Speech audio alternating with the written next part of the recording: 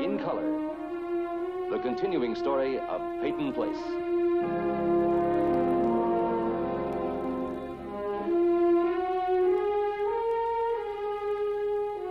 Starring Dorothy Malone as Constance Mackenzie, Ed Nelson as Michael Rossi, Ryan O'Neal as Rodney Harrington, Barbara Parkins as Betty Anderson, Tim O'Connor as Elliot Carson, Christopher Connolly as Norman Harrington, Patricia Morrow as Rita Harrington, James Douglas as Stephen Cord.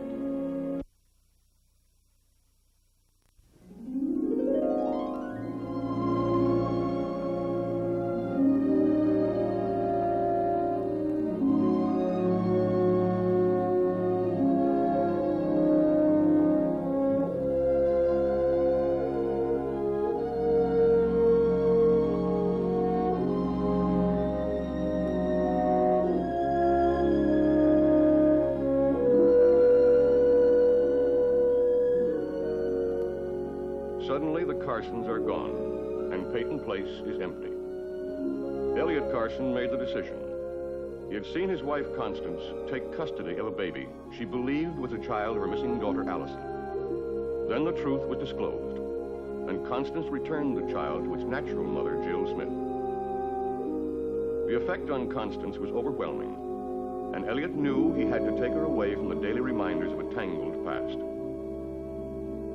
Elliot's father, Eli, and the family friend, Dr. Michael Rossi, are left behind to care for an empty house. They know that Elliot is right, and they know, too, that anything that takes the Carsons away somehow is wrong.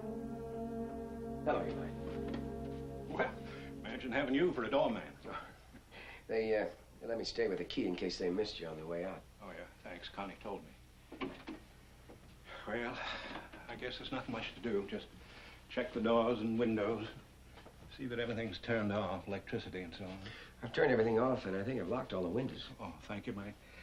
I gotta find a place for this sign. Maybe I'll put it in here in the window. Outside might be better.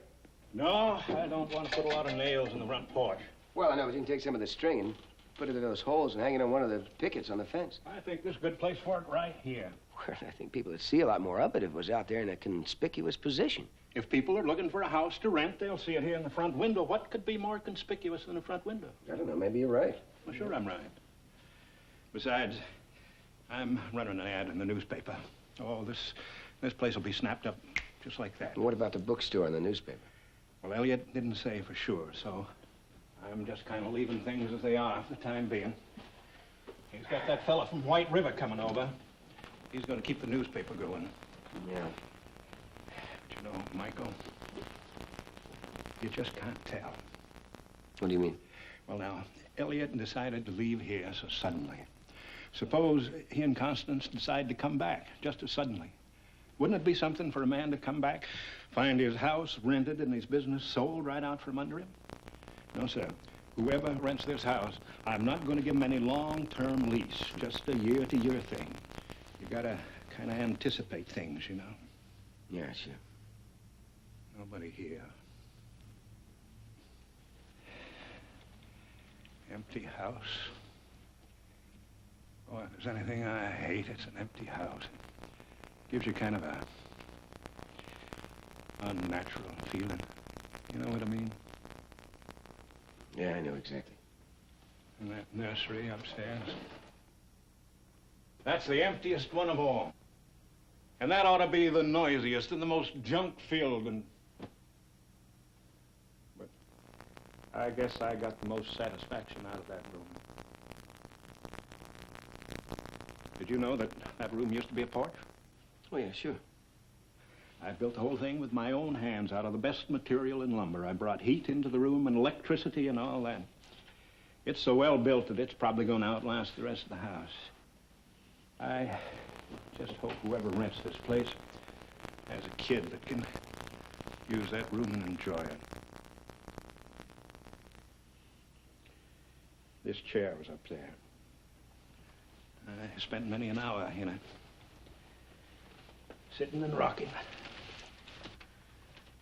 I was the official babysitter every Saturday night and sometimes on Fridays. Sitting and rocking and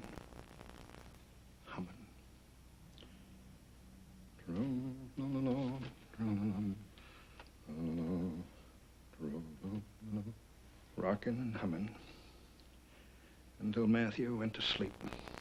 Who was it went to sleep first? I guess we both did a little snoring. Eli, let's go, eh?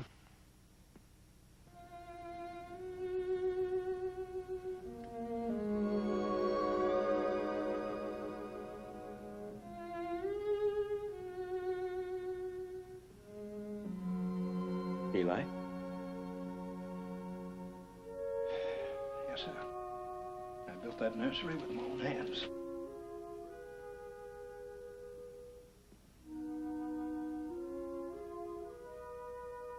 Well, guess we got things pretty well buttoned up. Yeah.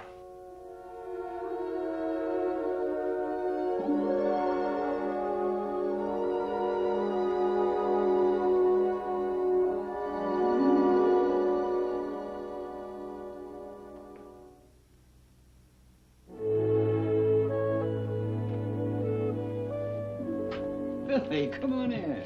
Hello, Leslie. Well, what in the world are you doing here? Is your father downstairs? Well, I'm here on business. Tell your old man to come on up. I want to see him. He's just in time to help me select a tie for my son's wedding. I'm afraid that his choice in ties runs about 40 years too late. And he's right back in style. Leslie. You never knew my son, Rod, did you?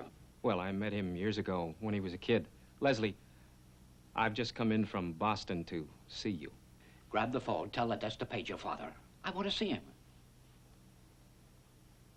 Billy, you've got something on your mind. My father isn't here. He sent me in his place. He wanted me to tell you that he hasn't the ability, the courage, to look you in the eye and tell you... Tell me what? The Peyton mill has been sold. And you're out, Leslie.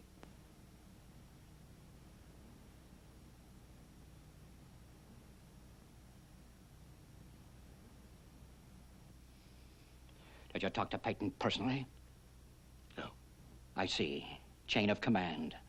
The old man whispers an order to one of his round-the-clock nurses. The nurse calls the esteemed law firm of Wainwright and Kennerly. My old colleague, my old tormentor, Bill Kennerly, calls his son. You know, I'm really very grateful to you, Billy. You came yourself. You could have sent the office boy. For what it's worth, I'm sorry. Peyton's dying. Well, right now I have an appointment with Stephen Cord. The old man's dying.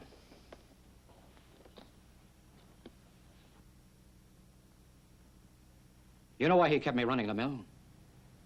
Good night, Leslie. It was his way of keeping an eye on me. But I guess your father filled you in on that. My father isn't a cheap gossip. Your father's a coward. No. My father's a man. A fine man. A human being who finds it difficult to fire people. People of your age.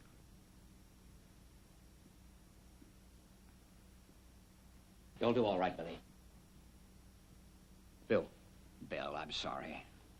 The years slip by so fast. I got a million questions. I was trying to leave before you started asking them. My contract, the new owners, my situation with the Peyton estate. After all, I'm supposed to be administrator of the estate after the old man dies. The details will follow. Details? They're my whole life. Good night, Leslie.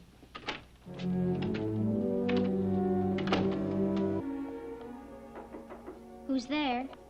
It's Mother.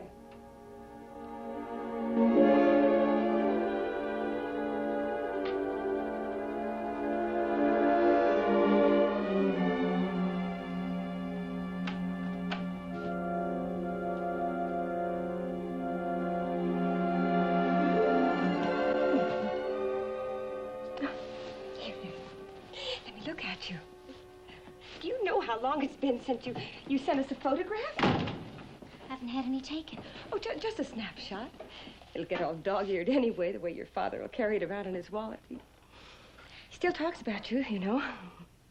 When I phoned you, said you wouldn't be able to come.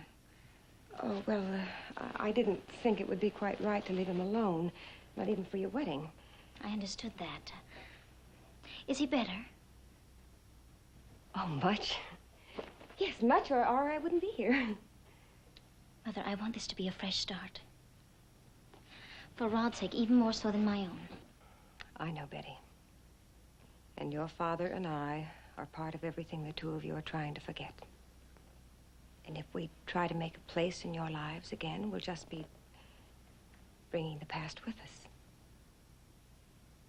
But, well, I couldn't stay away, could I? We're mother and daughter. Mother, I'm glad you came.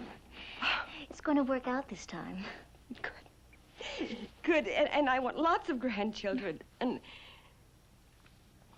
Betty, if there was any way I could change the past, Mother, we don't have to talk about it now.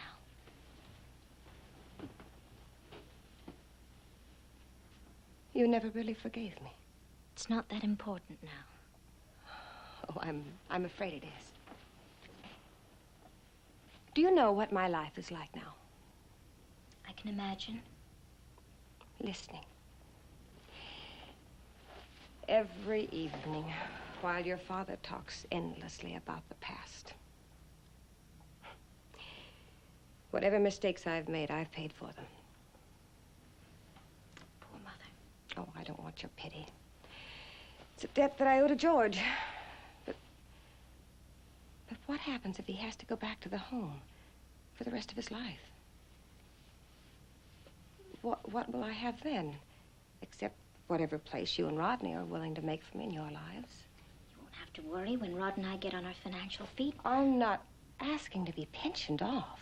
Oh, don't be silly. We want to do everything we can for you. Are you saying you're willing to pay for my absence? Mother, I understand your needs. But don't you see, I can't fill them at the cost of my own marriage, not again. Why at the cost? Betty, if you and Rodney really love each other, then you've no reason to be frightened of anything or anyone. No one can hurt a good marriage. Yes, but I don't want any risks. What risks? Betty, why are you so insecure? What are you afraid of? Betty, when you married Stephen, I asked you if you loved him, and you were honest enough to say no, but that you'd learn. I'd like to ask you again. Are you in love with Rod?